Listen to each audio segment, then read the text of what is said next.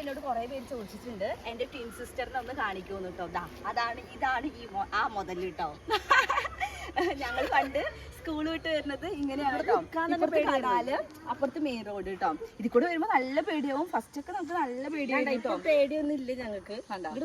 ഇപ്പൊ ഞങ്ങക്ക് ഒരു പേടിയില്ല, വേണമെങ്കിൽ ചാടും ഞങ്ങൾ. അയ്യോ ഞങ്ങൾക്ക് കൊറേ മെമ്മറീസ് ഉണ്ട് കുട്ടിക്കാലത്ത് കേട്ടോ.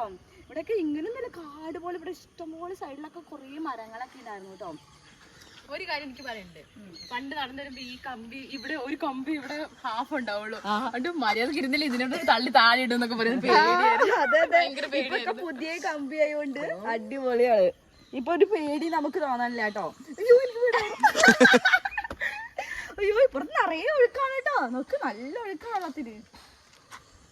പണ്ട് ഞങ്ങളെല്ലാരും ഇവിടെ വന്നിരുന്ന് ഫോട്ടോ ഒക്കെ. പിന്നെ കുറെ പേര് ചോദിച്ചിട്ടുണ്ട്, എനിക്കൊരു അനിയത്തിയും കൂടി ഉണ്ട് കേട്ടോ. അവളെയും കൂടി കണ്ടിട്ട് ആണെന്നൊക്കെ ചോദിച്ചിട്ടുണ്ട്. ഞാൻ അവളെയും കൂടി പരിചയപ്പെടുത്തി തരാം കേട്ടോ. വരൂ കുട്ടി വരൂ. പക്ഷെ നിങ്ങൾ വിചാരിക്കും ഇതെന്റെ ചേച്ചിയാണ്, പക്ഷെ അല്ല കുട്ടി, ഇതെന്റെ അനിയത്തിയാണ്. അനിയത്തി എല്ലാരും ചോദിച്ചു. അവള് കേട്ട് അവൾക്ക് ആദ്യമൊക്കെ വിഷമം ഉണ്ടായിരുന്നു, പക്ഷെ ഇപ്പൊ ഒരു വിഷമമില്ല കേട്ടോ. ഞങ്ങളുടെ കുഞ്ഞനിയത്തിയാണ്. പണ്ട് കുഞ്ഞായിരുന്നു, ഇപ്പൊ കുറച്ച് വലുതായിരുന്നുള്ളൂ. അതാണ് നമ്മള് കുഞ്ഞനിയത്തിയാണ് കേട്ടോ. ഞാൻ ഒരു മേമയുടെ മോളെ ഞാൻ കാണിച്ചു. ഇതാണ് മേമയുടെ മോൾ. ഇത് നേഴ്സാണ് കുട്ടി, നേഴ്സ്. ഇവനാണ് ഞങ്ങൾക്ക് വീഡിയോ എടുത്തു തരുന്നത്.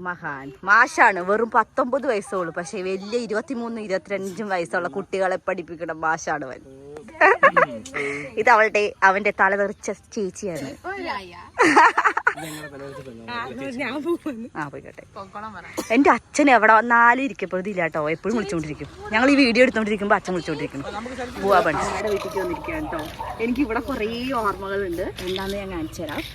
ഈ സ്ഥലത്ത് കേട്ടോ, ഈ സ്ഥലത്ത് ഞങ്ങള് പണ്ട് സ്കൂളിലേക്ക് പഠിക്കുമ്പോൾ ഒരു 4ാം ക്ലാസ് 5ാം ക്ലാസ് കേട്ടോ, സ്കൂളിൽ പഠിക്കുമ്പോൾ ഞാൻ നടന്നു വരുമായിരുന്നു. തേനീച്ചക്കൂട്ടം അങ്ങനെ ഞങ്ങൾ വന്ന് ആക്രമിച്ചു. ഞങ്ങൾ ഒറ്റ ഓട്ടം വെച്ച് കൊടുത്ത്. അതാണ് എനിക്ക് ഇവിടെ അന്ന് കുറേ കാട് പോലത്തെ കുറേ മരങ്ങളൊക്കെ ഉണ്ടായിരുന്നു കേട്ടോ. അപ്പോൾ അങ്ങനത്തെ കുറേ ഓർമ്മകളുണ്ട്. പിന്നെ വേറെ ഒരു സംഭവങ്ങൾ കൂടി കേട്ടോ. കുറേ പേര് നോക്കണം, അതുകൊണ്ട് എനിക്ക്